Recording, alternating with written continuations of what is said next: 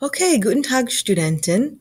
Heute haben wir Notizen über Da- und Wo-Präpositionen. So, für Da- und Wo-Präpositionen, we basically have a category of prepositions that work sort of like pronouns. So technically they're prepositions, but they're going to be used like pronouns when we're using them in German. So to jump right in, first we have Da Präpositionen. So, wir kombinieren da und ein Präposition. Basically, you've got all the prepositions that we've always learned, and you just put a da in front of it to make it a da preposition. So we're combining da with all the other prepositions that we've learned. Und es nimmt den Platz von einer präpositionalen Phrase. So instead of having a prepositional phrase, we're actually taking the da preposition and replacing the phrase with that. Okay, so it shortens the sentences, it adds clarification, and it actually is taking the place of a part of the sentence. And so for all inclusive purposes, da means it or them. Let me give you some examples to help clarify what we're talking about. Zum Beispiel, ich arbeite mit dem Computer. All right, so we've got the preposition mit. Our prepositional phrase ends with computer, so if we had adjectives in there or any other words, that would be included. So we're replacing mit dem Computer with ich arbeite damit. All right, and so that we would say I work with it or I work with that. So da mit, we would translate with that. And since we've already established that it's the computer, we can do that.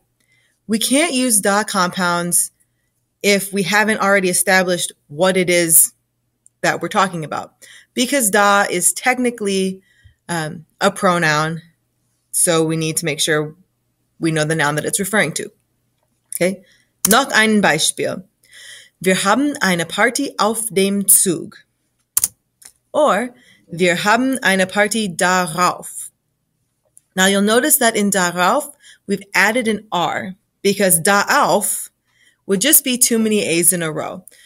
So, if our preposition starts with a vowel, such as on, auf, über, unter, okay, then we need to add that extra R so that it's darauf, not daauf, daran, not daan, darüber, not daüber.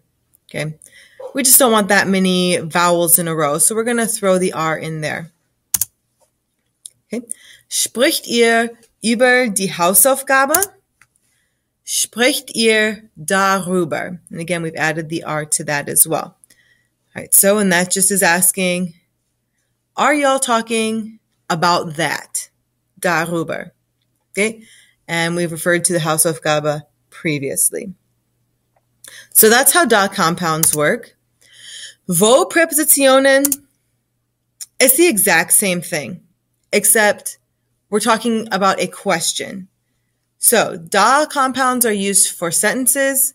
Wo compounds are going to use to start questions. So we want more information about this thing. Okay, so we would translate wo as usually what. And so we get examples like arbeitest du mit dem Computer? But we want more information. So womit arbeitest du? With what are you working?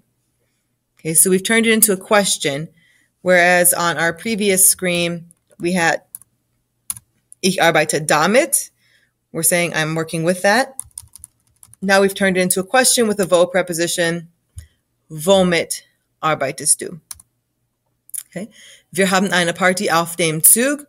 We want to know, where are you having your party? Worauf haben wir eine Party? Okay, or basically on what are we having a party? And again, we've added that R because we can't have too many vowels in a row. So worauf, woran, worüber, worum. And so basically, that's on what are we having the party? And then finally, spricht ihr über die Hausaufgabe? Worüber spricht ihr? About what are you talking?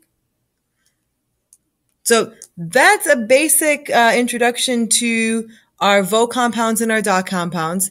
Pretty simple because we're just putting wo or da in front of the prepositions that we already know. So not a huge deal there. And it still is nominative, accusative, dative, or genitive based on the rules that it's always been. So mit is always the dative, excuse me. So womit is a dative preposition as well. Okay. Worauf, that's a Wechsel preposition. So since auf is a Wechsel preposition. So just keep in mind, if the base preposition is nominative, accusative, dative, or genitive, the da compound and the wo compound are also going to be that. Okay, du kannst es machen! Wir haben 3 Sätze here. What I'd like for you to do is replace the prepositional phrases in each of these sentences with a da compound. Okay, don't worry about the wo compounds for du kannst es machen. I'd like for you to replace with a da compound. Bring deine Fragen für nächste Klasse und wir sehen uns später. Tschüss!